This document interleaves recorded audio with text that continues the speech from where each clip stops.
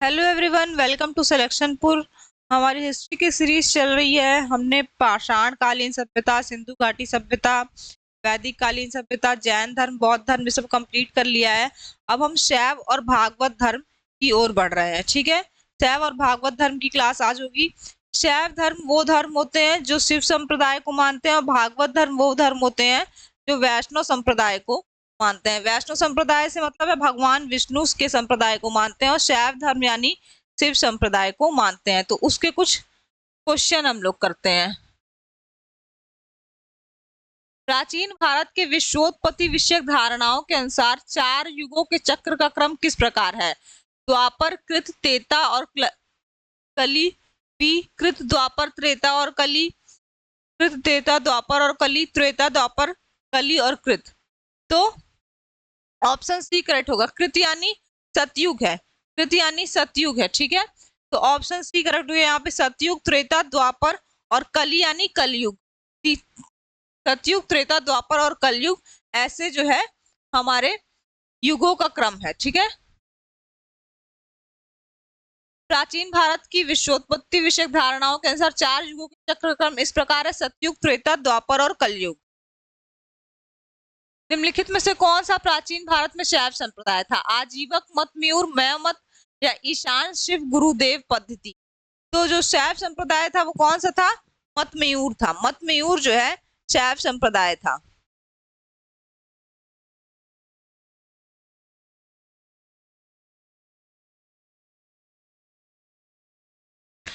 अर्धनारीश्वर मूर्ति में आधा शिव का आधा पार्वती प्रतीक है। पुरुष और नारी का योग, देवता और देवी का योग, देव और उसकी शक्ति का योग, उपयुक्त किसी का नहीं।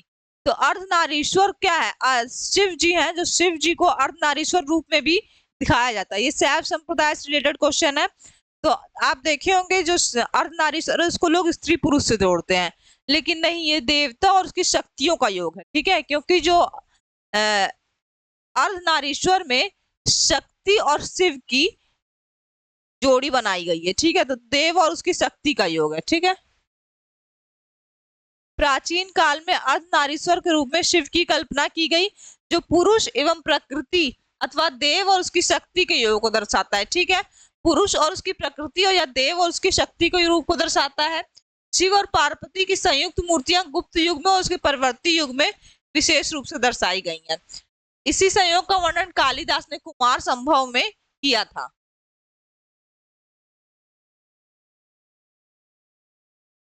शिव और पार्वती का परस्पर इतना तादात्म्य हुआ कि दोनों की सन्निहित मूर्ति अर्धनारीश्वर के रूप में समाज में चल पड़ी। लेकिन अर्धनारीश्वर मेन क्या है? देवता और उसकी शक्तियों का योग। नया यार नए नार कौन थे? शैव, शाक्त। नए नार कौन थे? शैव थे, शाक्त थे या सूर्य उपासक थे? कौन थे?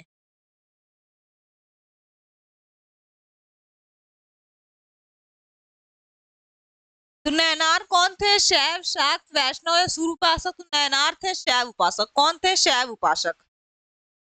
पूर्व मध्यकाल में भक्ति भावना का प्रचार प्रसार मुख्यतः दक्षिण भारत में, विशेषकर तमिल भाषा क्षेत्र में हुआ था। तमिल भाषा क्षेत्र में भक्ति भावना को लोकप्रिय बनाने में 2 संप्रदायों की प्रमुख भूमिका रही। भगवान विष्णु की उपासना करने वाले विष्णु भक्त अलवर कहलाए।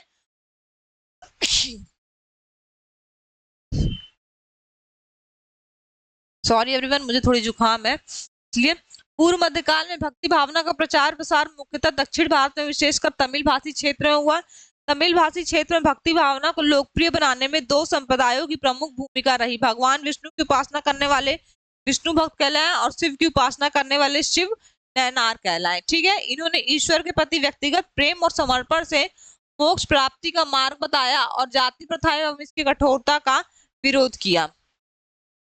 नयनार कौन थे? वैष्णव धर्मानुयायी, शैव धर्मानुयायी, शाक्त या सूर्य उपासक? तो नयनार अभी हम लोगों ने पढ़ा शैव धर्मानुयायी थे। शैव धर्मानुयायी मतलब शिव के उपासक। शैव धर्मानुयायी मतलब शिव के उपासक। निम्नलिखित में से कौन अलवार संत नहीं था? पोगोई, तिरुज्ञान, पूर्णम या तिरुमंगोई? निम्नलिखित में से कौन अलवार संत नहीं था? तिरुज्ञान। तिरुज्ञान जो है वो क्या थे? अलवार संत नहीं थे।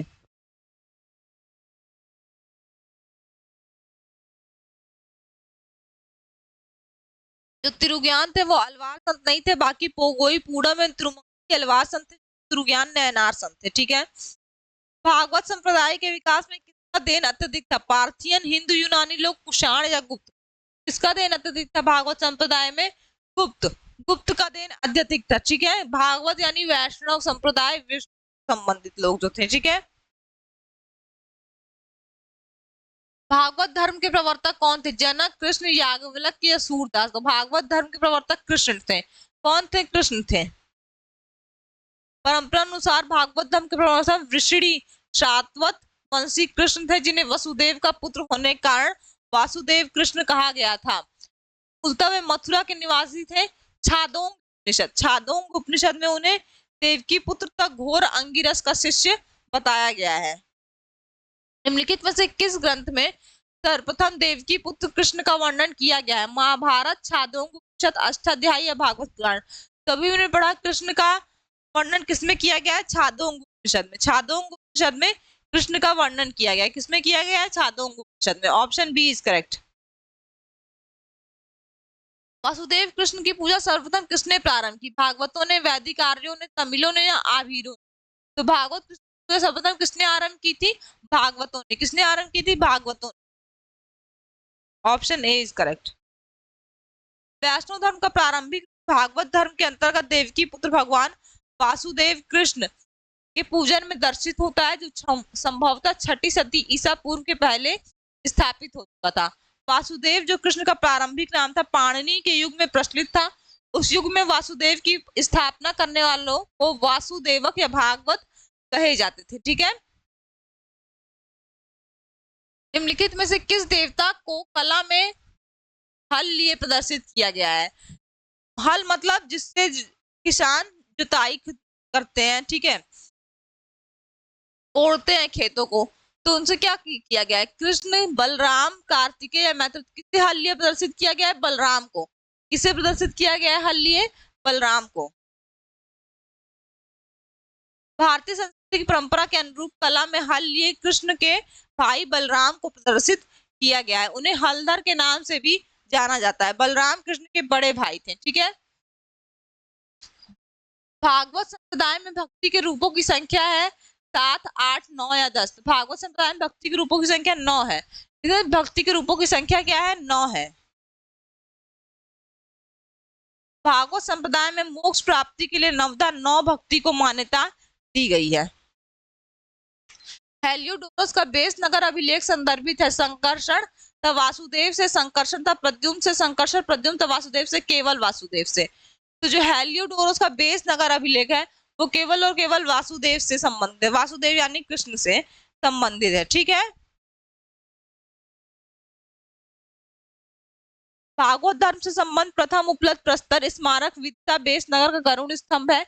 इससे पता चलता है कि तक्षशिला के यवन शासक एंटियालकिड का राजदूत हेलियोडोरस ने भागवत धर्म ग्रहण किया तथा इस स्तंभ की स्थापना करवा कर उसकी पूजा की थी। इस पर उत्कीर्ण लेख में हेलियोडोरस को भागवत तथा वसुदेव को देव देवस अर्थात देवताओं का देवता कहा गया था। भागवत धर्म से संबंधित प्राचीनतम अभिलेखीय साक्ष्य है समुद्रगुप्त का इलाहाबाद अभिलेख, हेलियोडोरस का बेस नगर अभिलेख, चंद्रगुप्त का भीतरी स्तंभ अभिलेख या महरौली का स्तंभ अभिलेख? तो भागवत धर्म से संबंधित प्राचीनतम अभिलेख क्या है? हेलियोडोरस का बेस नगर अभिलेख। हेलियोडोरस का बेस नगर अभिलेख। ठीक है। भागवत धर्म का ज्ञात सर्वप्रथम अभिलेखीय साक्ष्य क्या है? समुद्रगुप्त का प्रयाग प्रसिद्धि, गौतमी बलश्री का नासिक अभिलेख, बेस नगर का गरुड़ स्तंभ या धनदेव का अयोध्या अभिलेख? तो हेलियोडोरस का बेस नगर का गरुड़ स्तंभ। ठीक है। ठीक है। कौन सा है? बेस नगर का गरुड़ स्तंभ। इसमें हेलियोडोरस भी आगे लगा रहेगा। ठीक है। बेस नगर का गरुड़ स्तंभ। बेस नगर अभिलेख का हेलियोडोरस कहाँ का निवासी था? बेस नगर अभिलेख का हेलियोडोरस कहाँ का निवासी था? पुष्पकलावती, तक्षशिला, साकल या मथुरा? तो तक्षशिला का निवासी था हेलियोडोरस। तक्षशिला में एक विश्वविद्यालय भी है जिसको तक्षशिला कहते हैं। तक्षशिला कहाँ पे है? बिहार में है। ठीक है। विष्णु के किस अवतार को सागर से पृथ्वी का उद्धार करते हुए अंकित किया गया है? कच्छप, मत्स्य, वराह या नृसिंह? कौन सा अवतार है? कच्छप अवतार, मत्स्य अवतार, वराह या नृसिंह। विष्णु कितने अवतार थे? कितने अवतार थे? 10 अवतार थे। 10 अवतार थे, उसमें से एक अवतार कौन सा था? वराह अवतार था, जो हिरण्यकश्यप को मारने के लिए आया था। ठीक है, हिरण्यकश्यप को मारने के लिए आया था, और हिरण्यकश्यप ने ऐसा वरदान मांगा था कि ना वो जमीन पे मरे, ना वो धरती मरे, ना वो आकाश में मरे, ना उसको कोई पशु मारे, ना उसको कोई नर मारे, नारी मारे, ऐसा पूरा वरदान मांगा था हिरण्यकश्यप। तो उसको मारने के लिए विष्णु ने क्या, वराह अवतार लिया, जिसमें उसको चौखट पे मारा गया, तो ना जमीन पे मरा, ना आकाश में मरा। उसके लिए भगवान ने आधा सिंह का रूप और आधा नर का रूप धारण किया था। इस तरह से उसकी जो वरदान हुआ वो भी नहीं टूटा, और उसको उसका अंत भी हुआ। तो भगवान विष्णु ने दैत्यराज हिरण्याक्ष को वध करने के लिए वराह रूप धारण किया था। पौराणिक चित्र में वराह भगवान को धरती को अपने दांतों से ऊपर संतुलित कर सागर से निकालते हुए दर्शाया गया है। ठीक है, इस अवतार में मानव शरीर पर वराह का सिर और 4 हाथ हैं, जो कि भगवान विष्णु की तरह शंख, चक्र, गदा और पद्म लिए हुए हैं। दैत्य हिरण्यराक्षस से ये युद्ध कर रहे हैं। भारत में आस्तिक और नास्तिक संप्रदायों में कौन सा विभेदक लक्षण है? आस्तिक और नास्तिक आप लोग जानते होंगे। ठीक है, आस्तिक वो होते हैं जो ईश्वर की सत्ता में विश्वास करते हैं, वेदों को मानते हैं। नास्तिक वो होते हैं जो ईश्वर की सत्ता में विश्वास नहीं करते हैं, वेदों को नहीं मानते हैं। गांधी जी ने भी इस पे कहा था, आस्तिक और नास्तिक दोनों को जो है सत्य को मान सकेंगे, क्योंकि सत्य ही ईश्वर जो है वो आस्तिक मानेंगे, और सत्य तो केवल नास्तिक मानते हैं। भगत सिंह ने कहा था कि वो नास्तिक हैं। ठीक है, तो ईश्वरी सत्ता में विश्वास, आस्तिक और नास्तिक संप्रदाय में कौन सा विभेदक लक्षण है? पुनर्जन्म के सिद्धांत में आस्था, वेदों की प्रामाणिकता में आस्था, स्वर्ग तथा नरक की सत्ता में विश्वास। तो ऐसा कहा गया है कि ईश्वर की सत्ता में विश्वास आस्तिक और नास्तिक में भेद करता है, लेकिन सबसे ज्यादा मान्यता किसको मिली है? वेदों की प्रामाणिकता में विश्वास की आस्था मिली है। ठीक है, वो आस्तिक जो होते हैं वो वेदों की प्रामाणिकता में आस्था रखते हैं, नास्तिक नहीं आस्था रखते हैं। ये सबसे ज्यादा इसको प्रामाणिकता मिली है। वैसे ईश्वर की सत्ता में भी नास्तिक कहते हैं कि ईश्वर नहीं है, ऐसा भी है, लेकिन इसका ऑप्शन क्या होगा? Option C is correct. Rammurti Pathak भारतीय दर्शन की समीक्षात्मक रूपरेखा में कहते हैं कि आस्तिक और नास्तिक संप्रदाय का वर्गीकरण कभी वेद प्रमाण विश्वास रहा, तो कभी ईश्वर की सत्ता में विश्वास रहा। परलोक की मान्यता भी इस वर्गीकरण का आधार रही, किंतु वेद प्रमाण में विश्वास ही इस वर्गीकरण का सर्वसम्मत आधार बना। अर्थात आस्तिक संप्रदाय वे हैं जो वेदों की प्रामाणिकता को मानते हैं, और नास्तिक संप्रदाय वे हैं जो वेदों की प्रामाणिकता को नहीं मानते हैं। ठीक है, निम्नलिखित में से कौन मोक्ष के साधन के रूप में ज्ञान, कर्म तथा भक्ति को महत्व देता है? तो मोक्ष क्या है? हम लोग मोक्ष पढ़ते आ रहे हैं, बौद्ध धर्म, जैन धर्म में भी हम लोग मोक्ष पढ़े कि मोक्ष की प्राप्ति कब होती है? ज्ञान जब की प्राप्ति होने के बाद, जब मृत्यु हो जाती है, उसको कहते हैं मोक्ष की प्राप्ति हो गई। जैन धर्म में इसे क्या बोला जा रहा था? ज्ञान प्राप्ति को कैवल्य बोला जा रहा था, और मृत्यु क्या बोला था? निर्वाण बोला जा रहा था। बौद्ध धर्म में ज्ञान प्राप्ति को क्या बोला था? निर्वाण बोला जा रहा था, और मृत्यु को क्या बोला था? महापरिनिर्वाण बोला जा रहा था। यहाँ हिंदू धर्म में क्या है? केवल मोक्ष बोला जाता है, सीधे मोक्ष बोला जाता है कि हमारे सारे सांसारिक कष्टों से मुक्ति जब हो जाती है, जब सांसारिक जीवन से हमारा तार कट जाते हैं, तो क्या होता है? मोक्ष की प्राप्ति जाती है, यानी हम दूसरे लोक चले जाते हैं, हमें मोक्ष की प्राप्ति हो गई है। अद्वैत सिद्धांत, विशिष्टाद्वैत सिद्धांत, भगवत गीता है मीमांसा। तो भगवत गीता में कहा गया है कि आप ज्ञान द्वारा, कर्म द्वारा और भक्ति द्वारा तीनों प्रकार से मोक्ष प्राप्त कर सकते हैं। भगवत गीता ही में ही वो दिया गया है। गीता का क्या कहते हैं? 18 पूरा अध्याय दिया गया है। जब भगवान कृष्ण अर्जुन को संदेश दे रहे थे, उन्होंने कहा तुम अपने कर्म द्वारा मोक्ष की प्राप्ति करोगे अर्जुन। ठीक है, लोग ज्ञान और भक्ति द्वारा करते हैं, लेकिन अगर जो कर्म नहीं कर रहा है उसको मोक्ष की प्राप्ति नहीं होगी। तो भगवान, जब अर्जुन वहां पे कह गए थे कि सब तो हमारे ही हैं, अपने ही है, मैं कैसे मारूं, तो श्री कृष्ण ने क्या कहा था? श्री कृष्ण ने उनको अपने कर्म की याद दिलाई थी कि कर्म करो, तुम अपना कर्म करो, जो सही होगा वो मैं तय कर लूंगा। ठीक है, तो आप कर्म करते रहिए, जैसे गीता में भी कहा है कर्मण्येवाधिकारस्ते मा फलेषु कदाचन। तो कर्म की प्राप्ति से भी आपको मोक्ष की प्राप्ति हो सकती है। ज्ञान, तो अगर आपके पास ज्ञान है बहुत, मतलब अपार, उससे, और भक्ति आप पूरी तरह भगवान में लीन हो जाए, आपको अगल बगल की कोई चिंता ही नहीं रहे, अगल बगल कोई ध्यान नहीं रहे, तो उस भक्ति से भी मोक्ष की प्राप्ति हो जाती है। ठीक है, तो ज्ञान, भक्ति और कर्म, इन तीनों का माध्यम मोक्ष की प्राप्ति को इन तीनों का माध्यम बताया गया है। ठीक है, और ये हमारे भगवत गीता में वर्णित है। गीता में ज्ञान, कर्म तथा भक्ति को समान महत्व दिया गया है। भगवत गीता में भगवान श्री कृष्ण के द्वारा श्लोक में तीनों का महत्व प्रतिपादित किया गया। ये तो सर्वाणी कर्माणि मयि संन्यासा मत्परा अनन्येव योगेन माध्यात्मान् उपासते तेषामह समृद्धता मृत्यु संसार सागरात भवामि नचिरात पार्थ मरया वेशित चेतसाम। यानी इस श्लोक के माध्यम से कहा गया कि कर्म, भक्ति और ज्ञान की महत्ता को प्रतिपादित किया है, जबकि अद्वैतवाद में, अद्वैत वेदांत में आदि शंकराचार्य ने केवल ब्रह्म को सत्य माना है, ईश्वर को नहीं। वेदांत में केवल भक्ति की प्रधानता है, तब विशिष्ट अद्वैतवाद वेदांत में भी केवल भक्ति को महत्व दिया गया है, लेकिन भगवत गीता में ज्ञान, कर्म और भक्ति तीनों को महत्व दिया गया है। ठीक है, और जगह ब्रह्म को माना जा रहा है, भक्ति को माना जा रहा है, लेकिन एक भगवत गीता ही है जिसमें ज्ञान भी, कर्म भी है, भक्ति भी है। इसीलिए कहा था कि संसार के लोगों को भी भगवत गीता संसार से विमुख नहीं करती है। उनको ये नहीं कहती कि तुम जाके गुफाओं में हो जाओ, सन्यासी करो, सन्यासी जीवन व्यतीत करो, भक्ति में रहो, ठीक है, केवल ज्ञानी बन के रहो, ऐसा नहीं है। तो कहती है अगर आप सांसारिक जीवन, गृहस्थ जीवन जी रहे हैं, उसमें भी आप मोक्ष की प्राप्ति कर सकते हैं। कैसे? अपने कर्म द्वारा। आपको जो कर्म दिया गया है, कर्म आपका जो निर्धारित है, वो करते जाइए। ठीक है, अधोलिखित में से कौन एक गीता की मुख्य शिक्षा है? कर्म योग, ज्ञान योग, भक्ति योग, निष्काम कर्म योग, अस्पर्श कर्म योग। कर्म योग तो है ही, कर्म योग भी कीजिए, ज्ञान योग भी कीजिए, भक्ति योग कीजिए, लेकिन भगवत गीता में निष्काम कर्म योग कहा गया है कि मतलब तुम ऐसा कर्म करो कि तुम्हें कोई उससे आसक्ति ना रहे। तुम कर्म करो लेकिन तुम्हें तुम्हारे फल की चिंता ना रहे। ठीक है, कर्म करो, परिणाम चिंता ना करो, कर्म करके भूल जाओ। तुम्हें जब उसका परिणाम मिलेगा तुम्हें खुद पता चल जाएगा कि क्या हुआ था। ठीक है, तो निष्काम कर्मयोग की भावना को गीता की एक प्रमुख शिक्षा मानते हैं। जो भगवत गीता है उसकी एक प्रमुख शिक्षा निष्काम कर्मयोग की भावना है कि आप कर्म से बहुत आसक्ति ना रखिए। सुख और दुख में समान भाव।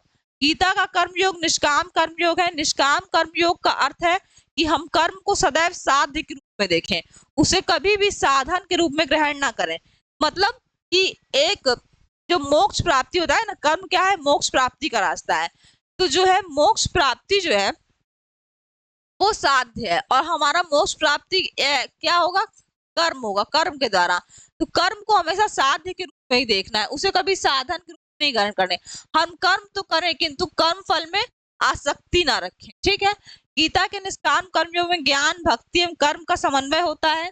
गीता की मुख्य शिक्षा निष्काम कर्मयोग का आदेश है। गीता स्वयं विभिन्न योग मार्गों का तुलनात्मक अध्ययन करके निष्काम कर्मयोग की श्रेष्ठता को स्वीकार करती है। ठीक है, निष्काम कर्मयोग करना चाहिए जिसमें कर्म फल में आसक्ति नहीं रखनी है। आधुनिक युग में लोकमान्य तिलक, महात्मा गांधी आदि विचारकों ने कर्म योग, विशेषतः निष्काम कर्म योग को ही गीता की मुख्य शिक्षा स्वीकार किया है। जो महात्मा गांधी थे उन्होंने तो गीता पूरी तरीके से कंठस्थ करने की कोशिश की थी, और उन्होंने अपने गीता को अपने जीवन में उतार लिया था। ठीक है, गीता को अपने जीवन में उतारा था। भारतीय संस्कृति में इनमें से किसे अनंत कहा गया है?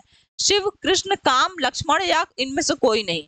तो काम जो है कामदेव, कामदेव को भारतीय संस्कृति में अनंत कहा गया है। ये रति के पति थे। ठीक है, इनको भस्म कर दिया था किसने? इसमें इनको भस्म कर दिया था शिव जी ने। ठीक है, लेकिन फिर उनको वरदान भी दिया गया था। भारतीय संस्कृति में अनंत कामदेव कहा जाता है। कामदेव को हिंदू शास्त्रों में प्रेम और काम का देवता माना गया है, जिनकी पत्नी रति है। इनके अन्य नाम मार, कंदप, मनमथ आदि हैं। ठीक है,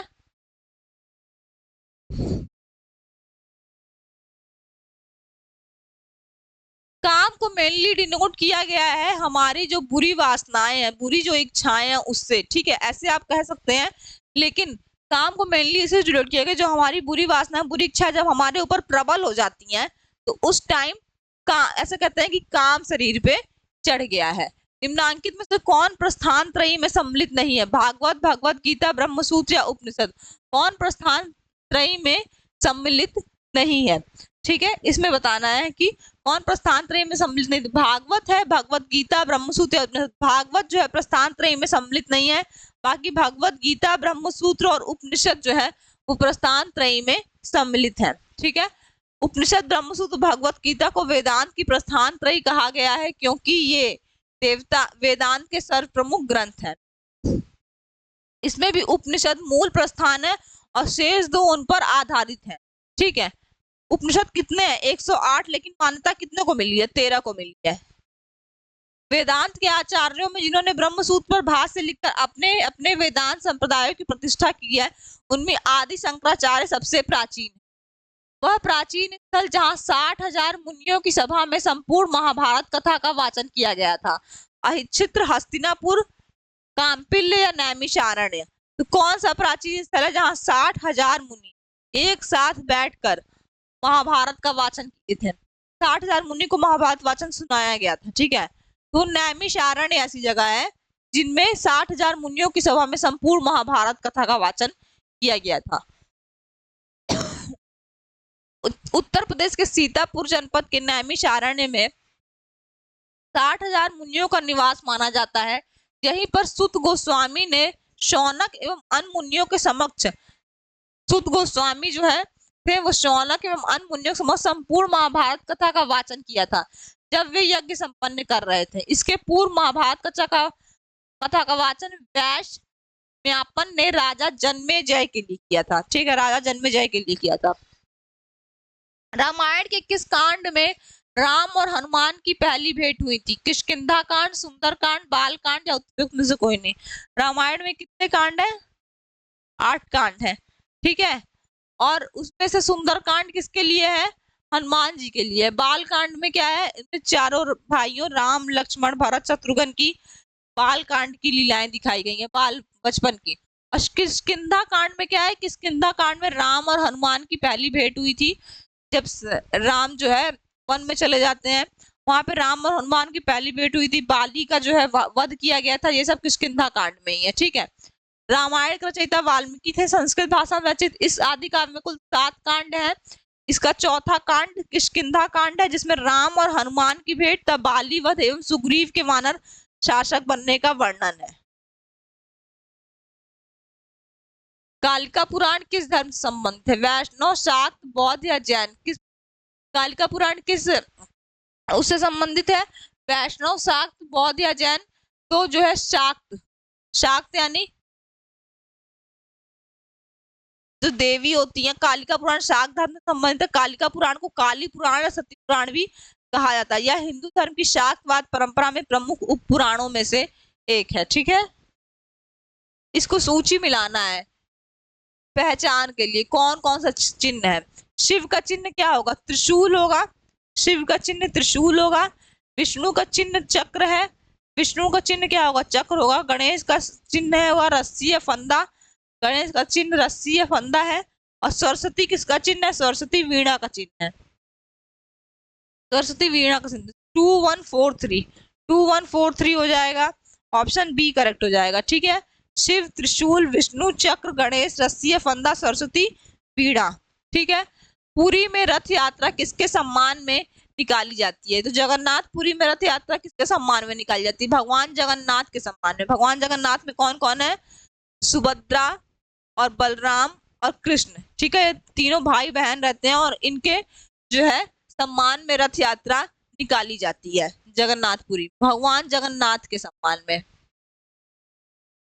प्रतिवर्ष आषाढ़ माह के शुक्ल पक्ष में ओडिशा के पुरी में भगवान जगन्नाथ, कृष्ण, बलराम और सुभद्रा के सम्मान में रथ यात्रा निकाली जाती है। वो पूरे शहर का भ्रमण करवाया जाता है। ठीक है, पूरे शहर का भ्रमण उनको करवाया जाता है। नासिक में कुंभ मेला निम्न में से किस एक नदी के तट पर लगता है? ताप्ती नदी, नर्मदा नदी, कोयना नदी या गोदावरी नदी?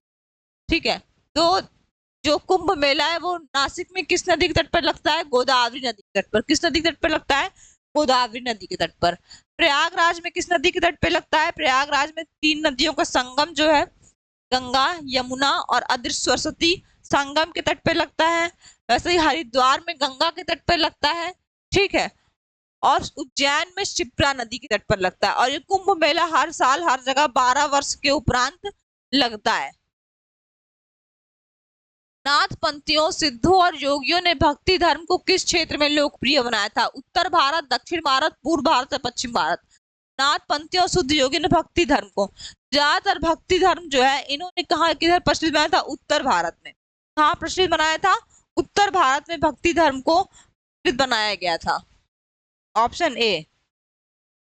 नाथ पंथियों, सिद्धों और योगियों ने भक्ति धर्म को उत्तर भारत के क्षेत्र में लोकप्रिय बनाया था। इनके साधारण तर्क वितर्क का सहारा लेकर रूढ़िवादी धर्म के कर्म कांडों तथा अन्य बनावटी पहलुओं से तत्कालीन समाज की व्यवस्था की आलोचना की। इन्होंने संसार का परित्याग करने का समर्थन किया है। इनके विचार से निराकार परम सत्य का चिंतन, मनन और उसके साथ एक हो जाने की अनुभूति ही मोक्ष का मार्ग है। निराकार सत्य का मतलब जो ईश्वर है वो जो निराकार है के साथ अगर एकाकार हो गया तो वही मोक्ष का मार्ग हो जाएगा। ठीक है, कुछ लोग इतनी ज्यादा भक्ति करते थे कि उनको ईश्वर के दर्शन हो जाते थे। तो इस तरह की भक्ति के बारे में बात हो रही है। इसके लिए इन्होंने योगासन, प्राणायाम और चिंतन मनन जैसी क्रियाओं के माध्यम से मन एवं शरीर को कठोर प्रशिक्षण देने की आवश्यकता पर बल दिया है। सूची 1 को सूची 2 से सुमेलित कीजिए तथा सूचियों के नीचे दिए गए कूट की सहायता से सही उत्तर चुनिए। ठीक है, इसमें क्या बताना है कि ये सब धर्म है और यहाँ उनके मुख्य स्थल दिए गए हैं। कौन से धर्म में कौन सा मुख्य स्थल है? तो जैन धर्म में पावापुरी है। पावापुरी में क्या हुआ था? महावीर को निर्वाण की प्राप्ति हुई। हिंदू धर्म में वाराणसी है। वाराणसी में क्या है? काशी विश्वनाथ है। ठीक है, भगवान शिव है और यहाँ पे वाराणसी को एक अच्छा धर्म स्थल माना जाता है हिंदू धर्म का। इस्लाम धर्म में मदीना है। मक्का के बाद दूसरे नंबर पे मदीना आता है इस्लाम धर्म में। और ईसाई धर्म में वेटिकन सिटी, ईसाई धर्म में वेटिकन सिटी है। तो क्या होगा यहाँ पे? ए का 3, बी का 4, सी का होगा 1 और डी का होगा 2। ठीक है, 3 4 1 2, 3 4 1 2 ऑप्शन सी करेक्ट हो जाएगा। ठीक है, जैन धर्म पावापुरी, हिंदू धर्म वाराणसी, इस्लाम धर्म मदीना और ईसाई धर्म वेटिकन सिटी। ठीक है, पश्चिम सऊदी अरब के हिजाज क्षेत्र में स्थित शहर है। यह मक्का के बाद इस्लाम धर्म का दूसरा पवित्रतम शहर है। ठीक है, तो आज का जो हमारा वीडियो है वो यहीं पे खत्म होता है। हिस्ट्री की पूरी कम से कम 6 से 7 क्लासेस हो चुकी है, 6 से 7 टॉपिक हो चुके हैं। आप इन पूरी क्लासेस को देखिए और एक एक टॉपिक के सारे क्वेश्चन कीजिए। इससे आपको पूरा क्लियर हो जाएगा टॉपिक वाइज कॉन्सेप्ट। ठीक है, और वीडियो अच्छा लगे तो वीडियो को लाइक कीजिए, चैनल को सब्सक्राइब कीजिए। आज की क्लास को यहीं पे एंड करते हैं। Thank you.